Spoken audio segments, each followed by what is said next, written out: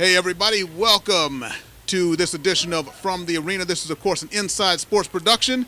I'm Charles E. Smith Jr. and of course very proud to be joined by a man who is just gaining in fame day by day, none other than John Hoven, aka the Mayor. You can follow him at mayorsmanor.com, one of the best blogs you'll ever see, and also on Twitter at MayorNHL. John, thanks for having me. You are the mayor. Hey, it's and you know what? A lot of people don't know this, but there was one magical evening when you and I formed possibly the best two-man booth ever out there at an Ontario Reign game on a memorable Saturday night. It was me on play-by-play. My main man right here was doing color. It was fantastic. It was magical. I knew from that point on this had to happen again. Well, not only was it magical, but I talk about nerve-wracking. Jim Fox actually sent me a text about 15 minutes before we went on, so I was already worried enough, but it was a lot of fun. You call a great game, and, the Ontario Reign, that's good action out there in Ontario. Good value for hockey fans, too. Definitely. And talk about Mayor's Manor a little bit. I know all your fans out there, they know about it, but it's something that I didn't follow you at first. I started following. You have some good stuff. As far as a very active blog, there's always new things going up. You're out on Twitter.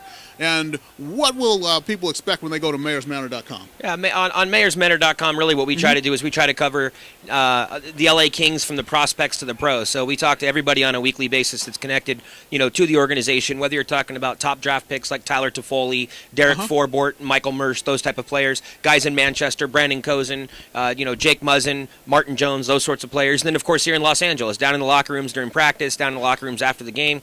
Just popped up here right now from being down there and talking to Dustin Brown about, his pretty epic performance tonight. So we try to cover, the sport of hockey, but what we focused on things here in Los Angeles more than anything else. Perfect. And you know what? We are here live from Staples Center in the press box. You can see the Jumbotron behind us, or whatever they call the huge video boards these days. Is it still called Jumbotron, or is that? I think you just dated yourself. Well, no one else will date me, So Diamond Vision, that's what I call it. But that's Dodger Stadium or Angel Stadium. That's Dodger Stadium circa 1980 when they had the All-Star game there. They put in the Mitsubishi Diamond Vision. Right. Well, there's a great big video screen. It's still video, right? Well, it's HD something. I don't know. Yeah, it's HD. Okay, well, you can see game and stuff on there. Yes. So, the Kings, they beat the Chicago Blackhawks 4-0. Of course, this is on the eve of, Jeff Carter coming to town. He addressed the media. The trade just went down on Thursday. He gets in here, and now Carter plays his first game. Looked pretty good out there. What was your feeling getting down in the locker room? I'm sure it was pretty jubilant with Brownie getting the hat trick. It was, and Jeff Carter stayed down and talked to every single person from the media that wanted to ask questions. He had a smile from ear to ear on his face, and that's, exactly what you would expect, right? Here's a guy who was playing in one of the best hockey markets, the best hockey towns in America, in Philadelphia, and signed a long-term contract to stay there, and then he's dealt to a city, that's still somewhat of an expansion team in terms of Columbus. They're not obviously, contending for a division title, and then he comes into Los Angeles, a team that's, again, contending. So he's in a good mood. He's happy. He's reunited with his BFF there in Mike Richards, and he's back on a line playing with Richards as well. So Carter was in a good mood, and the room was happy, and Dustin Brown, as he always does, stayed and answered every question as well,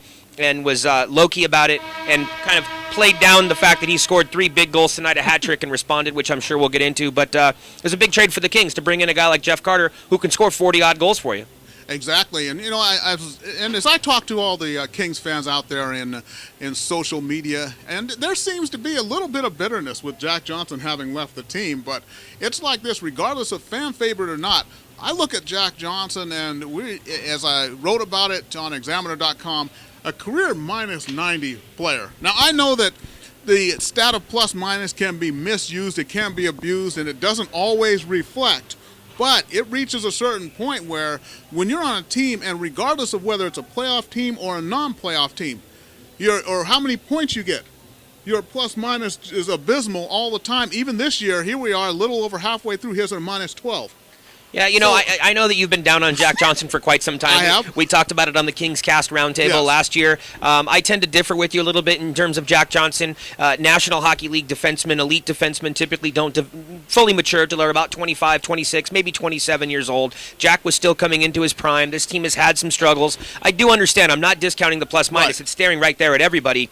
Right. But, in my opinion, I think Jack Johnson was arguably the best defenseman on the Kings this year up until the point that he was traded. So, it was a hockey trade, though, and I understand Right, people are going to be bitter when a popular player, which Jack Johnson was, gets dealt. But it was a hockey trade. It was a good trade. I've talked with several people around the league, as people have read probably on Mayor's Manor or on Twitter, including some of Carter and Richard's former teammates in Philadelphia. Talked to Ian LePerriere today. Talked to Sean O'Donnell. High character guys, and they agree that it was the right move for the Kings to bring in a player like Jeff Carter at this time. Definitely. And we look at a team that is goal-starved. Now, hopefully, they'll open up the system a little bit. That's what I'm really hoping for, to take advantage of the look at the star players that you have now as far as potential. You got Kopitar, you got Mike Richards, now you got Jeff Carter, you got Justin Williams, you got Dustin Brown, who, if he can get energized, is capable of really playing that great smash-mouth hockey. So when you look at that top six, not bad. Well, not bad. I think there's another factor at play here, which is that with the addition of another forward, another sniper, or not another, but the sniper, right? Right. But yeah. another forward that can score goals, it opens up space out there for other guys, and that's something that they hope to do when they brought in Mike Richards, because they realized that when teams were able to shut down Andrei Kopitar, or when Kopitar was having an off night or not even in the lineup, Right. that they were starved there at center. So they hope to have that additional punch with bringing in Mike Richards, but they were still a forward short. Lombardi acknowledged that coming into the season. Now with the addition of Carter, I think you saw a little bit of that out there tonight. Right. Dustin Brown, obviously, offensive explosion with 3 goals and 3 beautiful goals. I mean, for people that didn't see the game, I would highly encourage you to check it out on a replay. Yeah. Goal number 1, gorgeous. Goal number 2, beautiful. And then to get the natural hat trick with the shorthanded goal, it's pretty amazing. Perfect. And what I liked was I saw Carter, I think it was on his first or second shift, he curled to the right wing circle, and he ripped off a snapshot that was it was a thing of beauty. He didn't score on it, but I thought, this is going to be good. Well, he has one of the most deadly shots in the NHL, and you kind of figured that one of two things were going to happen coming into the game. Either Carter was going to come out really sluggish because of all the travel and the Right. stress of everything in the last 48 hours. Coach Sutter just told us he was in Indianapolis, which we didn't even know, getting his medicals done there prior to coming here. So a lot of travel, which usually results in one of two things. Either a guy comes out sluggish, or he comes out with that adrenaline rush, Right. which is what it looked like Carter had tonight. He was flying out there, and he was playing some good hockey in the first period. Definitely. And the thing I like about Carter is he can play center or he can play wing. And in fact, most centers can play wing also, as long as they've got the size, but not every winger can play center. So there's a lot of defensive responsibility there. So putting him, if you're able to keep him on a wing where he doesn't have also the added responsibility of being the third defenseman as well, then he should be able to flourish really as a goal scorer in that role. And that's what I like to see. And I don't know if people were apprehensive if this was going to be another, a Dustin Penner type thing that happened, but Carter is a legit, proven scorer. There's no two ways about it. Well, here's the He thing, is. though. Here's the thing. Hindsight is 20/20. It's easy for people to criticize the Dustin Penner trade at this Right. point, but you have to rewind. Everybody loved it. Remember when exactly. it happened? You And I'll exactly. admit I was on the Penner bandwagon. You have to go back I was in getting time. into Penner mania too. Yeah, hey, Penner mania. Yeah. You have to go back in time and look. And Dustin You gonna Penner's. send those shirts to third world country now? Hey, come on now. It'll be interesting to see what happens with Penner over the next 48 hours. There's another story, but you do have to go back in time. And at the day of the trade, it was a smart move. And I mentioned the Dodgers earlier, and Right. I always remember the trade for Delino DeShields who they acquired for Pedro Martinez. And then later everybody said, oh, the Dodgers were crazy for trading Pedro Martinez. What they forget is that Pedro Martinez was in the bullpen, wasn't pitching very often. Delino DeShields was an all-star second baseman. Yeah. And so it's a good trade at the time. You don't know that Pedro Martinez is going to turn into Pedro Martinez. Yeah, well, they had Dave Stewart in the bullpen too, so we won't even talk about the Dodgers and mismanaging pitchers. Okay, but my point. We'll be here a while. No, well, my point is that when you make Right. a trade, you have to evaluate it as objectively as you can. You have to look at the stats. You have to look at trajectory of where a guy is going to play and how it's going to work out. And it's a hockey trade that the Kings just made. It's a good Right. trade. You don't like if you're the Kings, you don't like losing Jack Johnson 25 minutes a night, but this team's last in the league in offense, and let's be honest, if they're going to make a trade, or if they were going to make a trade, they had to get a real goal scorer, not another guy who's a good high-character guy that can give you 12 to 15 goals. You needed a guy who can get you 35-plus goals, and that's what Jeff Carter is. And just real quickly to close the loop on him, Lappy, I spoke with him earlier today. I tweeted this out. He predicts ready for this one, that Jeff Carter is going to score 15 to 20 goals for the Kings the balance of the season. There's only 20-some-odd games left, so I just asked Carter about that right now, and he kind of laughed and said, whoa, Lappy really hung me out there. But he just wants to come in and produce offense. Right, definitely. So when we look at the Kings, and let's trade deadline is coming up just 48 hours away or so, actually less than that. So what do you see? Do you see anything else maybe going down? But for the Kings? Trades for the Kings. We would think Dustin Brown, he was kind of getting into a little bit of the trade speculation. You would kind of think he silenced those rumors. Look, but who knows? Well, first of all, I'm going to tell you right now, for any of your viewers that didn't read the article on Mayor's Manor, I had a one-on-one interview with Dustin Brown the other day on Friday. We talked about the trade rumors, how he felt about it. He talked about being hurt, and he talked about how he was accepting it and how he was processing it. It was a pretty fascinating interview. I encourage people to check it out on mayorsmanor.com. Okay. And as I wrote in that piece, and I still believe this, there is no way that Dustin Brown is getting traded. Now, were they fielding phone calls? Of course they're fielding phone calls. That's Dean Lombardi's job. They're last in offense. If somebody wants to talk about a trade for Anze Kopitar, the phone lines are now open. Call in, right? But it has to be a trade where they're going to be blown away, because trading Dustin Brown for another top 6 forward and a draft pick, or a defenseman and a draft pick, doesn't make sense. You need 2 top 6 forwards, and if somebody wants to give you 2 top 6 forwards for Dustin Brown, it's nothing personal. That's another hockey trade. But you don't want to trade Dustin Brown with a 3.1 cap hit, 26, averages 26 goals a year for the last 4 years, and he's always there at the top of the league in hits. Go read the article, read the interview. That's the thing there. But to answer your question, though, yes, the Kings, I do believe there's another move in them. I think it's going to be a depth move. I think back to the Jeff Halpern, Freddie Modine deals. It's going to be, a third-line forward, a guy who's going to give you 12 goals a year. It's not going to be a sniper. It's not going to be a big deal. Okay. But Lombardi likes the trade, and he wants to bulk up here for the final push. I think there's one more trade left in him. All right, perfect. But it'll be something. So what we're looking at is for the rest of the season, just to put it in a nutshell here, the Kings, as far as the core, the top guys, we're all set there. So no more. There's not going to be any blockbusters. I do not think coming for the Kings. I don't see a blockbuster. Just a depth move. Anything on defense? Are we confident with Slava Voinov staying Absolutely. up? Absolutely. Being here for the rest of the season. Absolutely. From Dean Lombardi to former coach Terry Murray to now Coach Sutter, everybody has said he is a National Hockey League player. The only reason that he wasn't here in Los Angeles playing this year is there just wasn't a roster spot that was available to him. They re-signed Alec Martinez to that contract over the summer, and that pretty much guaranteed that Martinez was going to be here. So there was no point in keeping him here and not letting him play. Send him back to Manchester, let him play, and when a roster spot opens up due to a trade or an injury or something, and it did, he's here. Voinov's going to be just fine. Just talked to Coach Sutter after the game. He said he played fine. He had a lot of praise for him. And Voinov's going to be here. So, yeah, the defense is set. I would really be shocked if they went out and picked up a defenseman. Just doesn't make sense. And, one of the defensemen I want to talk about, which he's a little bit of one of my favorites in camp, and I was hoping he would stick this year, but Jake Muzzin in Manchester, how is he doing? I still have kind of hopes that he's going to be skating here in the show one of these days. Jake Muzzin is absolutely going to be in the National Hockey League. He was roommates with Nolan and King, the 2 kids that were called up about a week ago. So I was talking to Kinger at practice earlier today, and he said, we're still talking to Muzzin. He's a little bit lonely there back in Manch without us. Manch has had, they've fallen on some tough times. They're not scoring goals right now, but Muzzin will absolutely be here. He's a pretty fascinating player. They were able to sign him as a free agent because of some things that happened through the draft, but basically he was a free agent. He's a big guy, 6'4". Came in with Pittsburgh, if I'm he correct. Was, and then he had back surgery is what happened. So they ended up not signing him. He became a free agent. I don't want to say it was a bidding war, but there were several teams that were interested. Lombardi was able to sign him, which was a great move for the Kings, and I think that once Jake Muzzin does get it to Los Angeles, fans are really going to like him. He's kind of like a Matt Green plus. He's going to give you about 8 to 10 goals. He's not a defensive defenseman, but he likes to bang bodies. And I thought he really got an untimely concussion there in preseason this year. I was really hoping that he would stick. Yeah, he's a good one. All right, perfect. So, we have another guest, Brian Kennedy, who's going to be coming on here. So let's go ahead and kind of put a wrapper here, mayorsmanor.com. You can find John Hoven, the mayor, right there. And also follow him on Twitter. And he is one of the best tweetists out there. Okay. I thought I was a tweeter, but okay. As long as I'm not a tweaker, we're good. Exactly, yeah. Well, just like someone who's good with a gun is a shootist, you are a tweetist. I'll take it. Twitter.com/MayorNHL. Give me a follow. All right, it'll be just a moment here.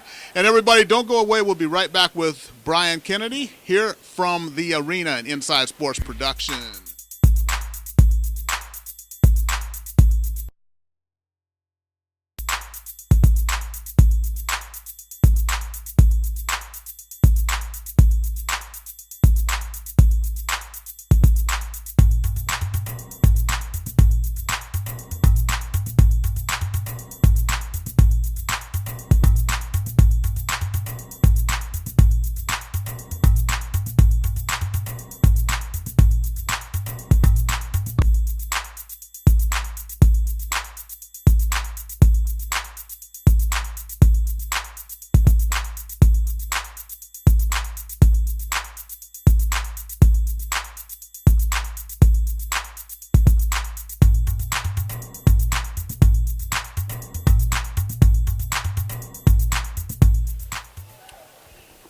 All right, everybody, welcome back. Charles E. Smith Jr. here alongside my next guest, who is none other than noted author Brian Kennedy, The Pride of Eastern Canada. That's his most recent book, My Country is Hockey.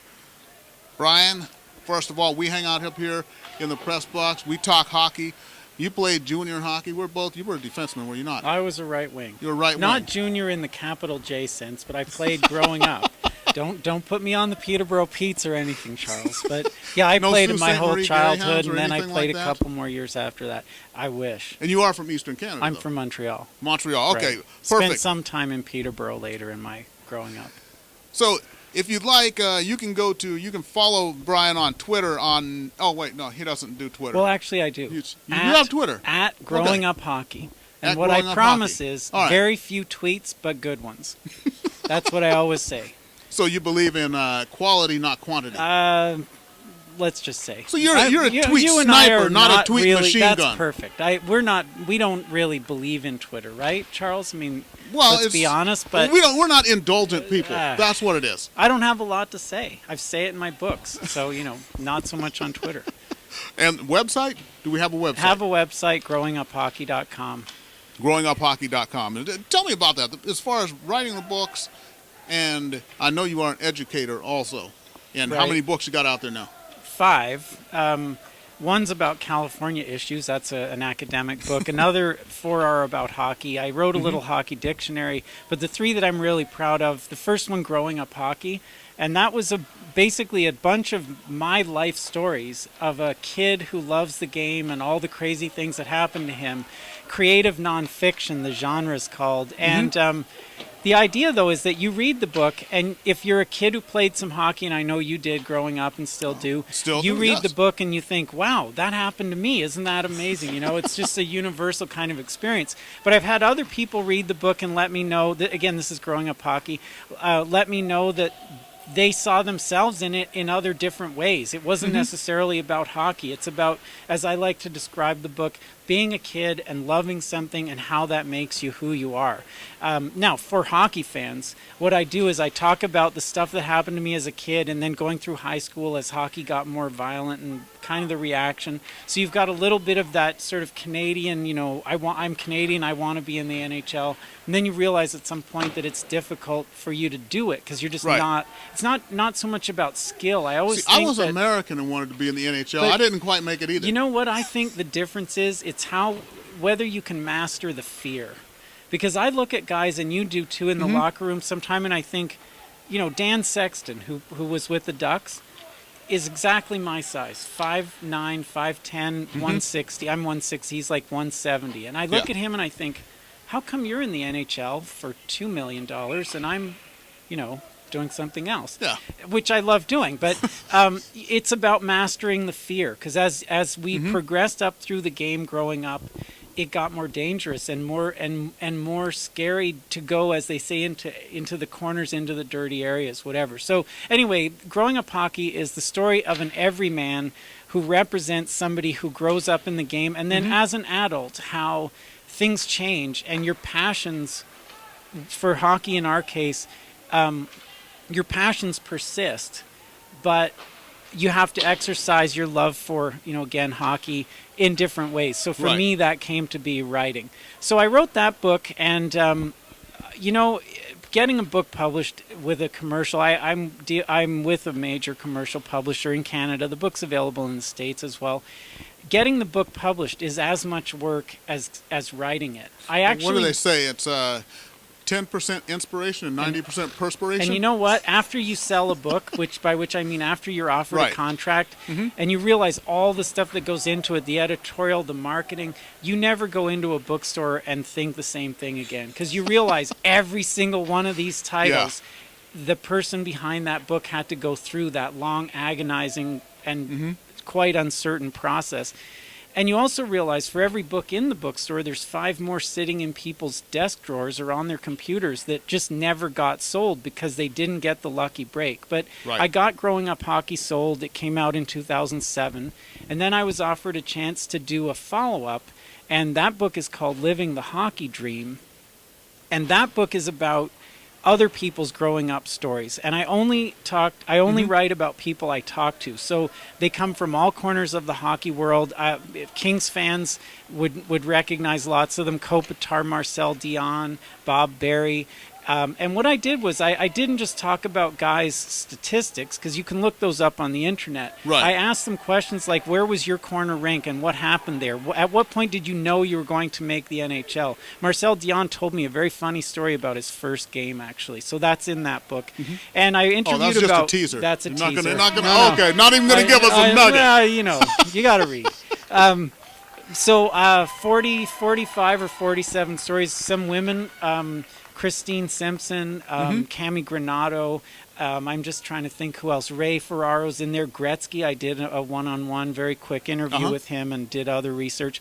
Kevin Lowe. Lots of people in hockey from the past and the present. So that was the second book. And the third one, the new one that just came out before Christmas here, is My Country is Hockey. And this is a different book again.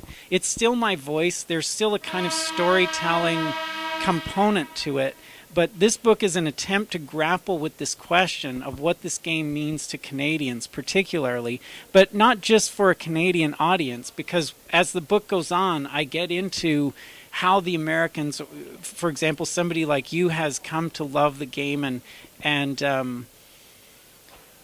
adopt it, really. Right. And one of the things Canadians have, I think, a tough time grappling with is all the way back even to like World War I time, you had teams on the West Coast.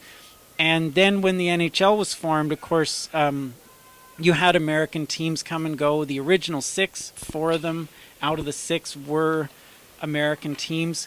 And it's hard for Canadians to absorb that fact that this game that we believe is ours really in a lot of ways isn't ours. So I talk about that and kind of poke some pins in the balloon of the Canadian notion that we own the game. And as I get toward the end in the book, I talk more about the United States and hockey in the world, and you know, there's lots of I think stuff to chew on. Here's the other thing is that when you look at in hockey, just the rivalry between USA and Canada is it really is kind of a new thing for this generation of American hockey fans. Me growing up, anyone who loved hockey in the USA in the 70s and prior to that, pretty much in international competition, we were rooting for Canada. Right.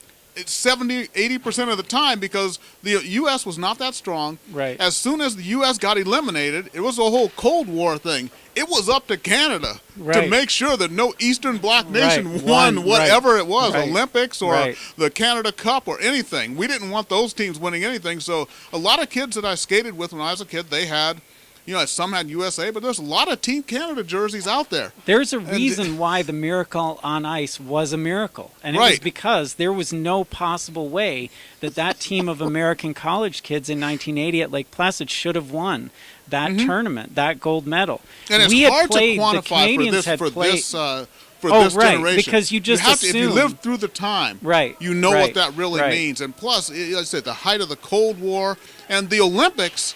Now, the Olympics are just a 2.5-week love fest for the whole world. But back then, the Olympics, we looked forward to it, and that was the closest we came to going to war back then. Right. And that was how it was manifest, was in the Olympics. we were going to, as Herb Brooks talked about, getting letters saying, kill those commie bastards. Well, and that's what it was about in the Olympics. That team, the Russian Red Army team, had been dominant through the 60s. The Canadians actually didn't win the Olympics all through the 50s, 60s, because we never sent professional players because you couldn't. Right. So we sent amateur players as well. And the Russian team, as everybody at the time knew and now probably remembers, was a professional team. They were Army officers, but their sole job was to play hockey. They played hockey all year long. They trained all year long.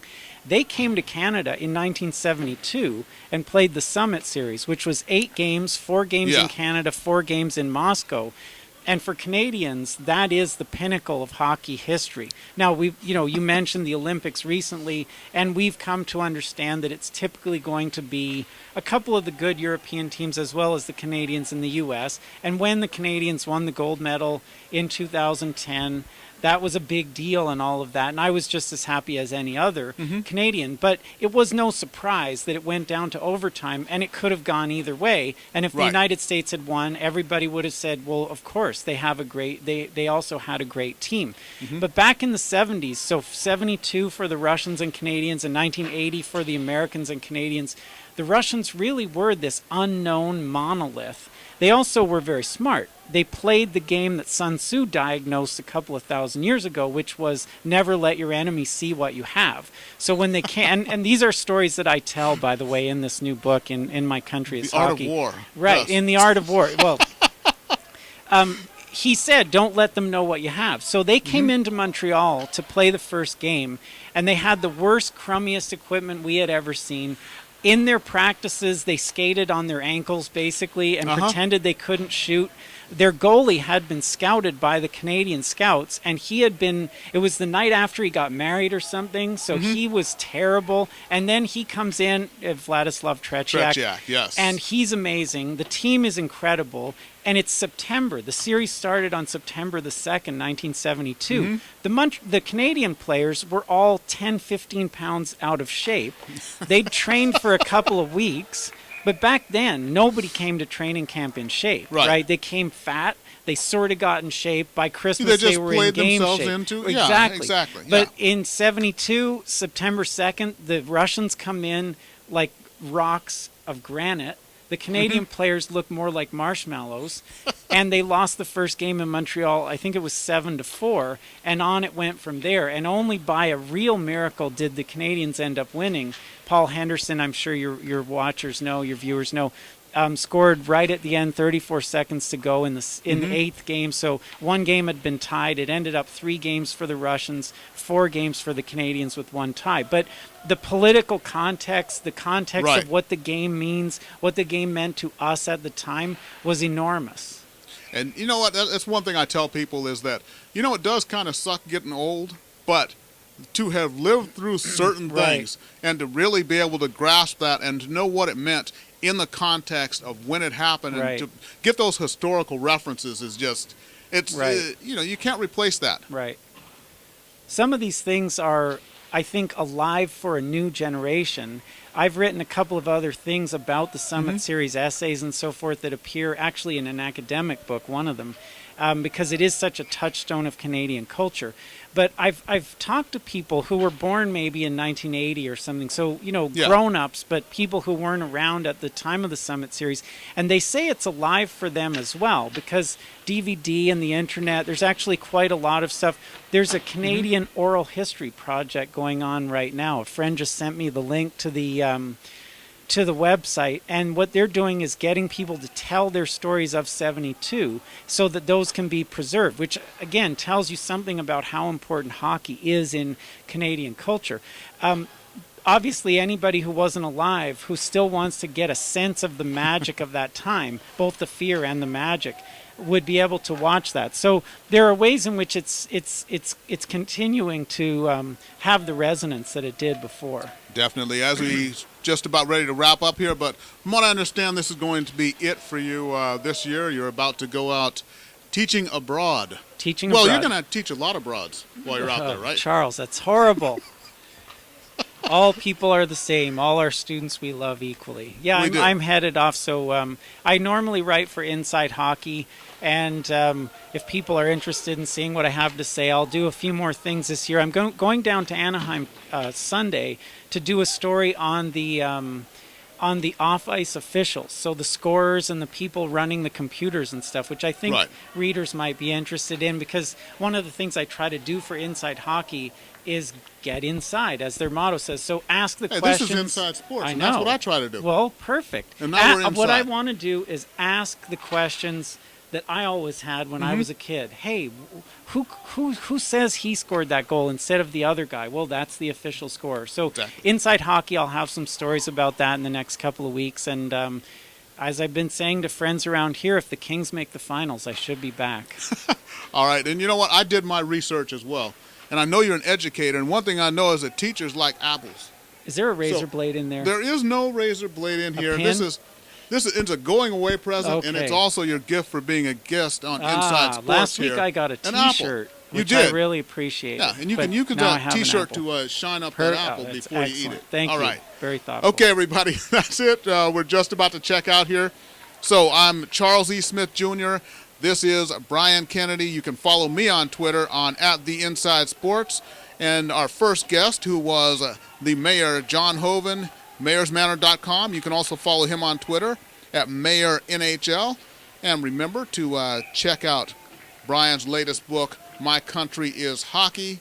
And you can follow Brian on Twitter on... At Growing Up Hockey. Fantastic. Okay, everybody. As I said, Charles E. Smith Jr., Brian Kennedy. The show is From the Arena. We'll be doing another broadcast next week from the arena in the wake of the Los Angeles Kings Anaheim Ducks game right here at Staples Center in downtown L.A. So thank you for joining us.